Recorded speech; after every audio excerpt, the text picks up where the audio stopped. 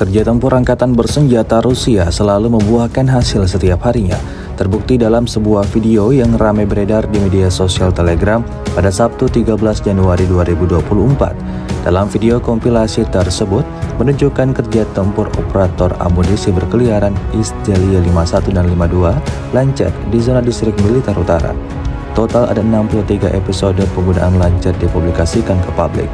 Operator melakukan serangan di seluruh garis pertempuran terhadap peralatan dan senjata angkatan bersenjata Ukraina, termasuk di permukaan air. Naik Lancet dengan imager thermal digunakan secara aktif juga di sini. Diketahui, sebelumnya militer Rusia juga menerbitkan video penggunaan modifikasi amunisi berkeliaran ini.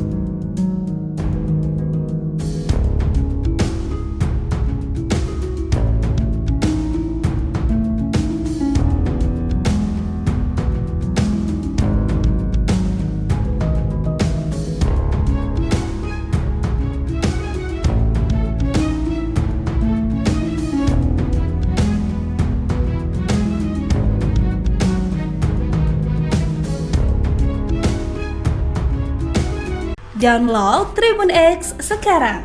Menghadirkan lokal menjadi Indonesia.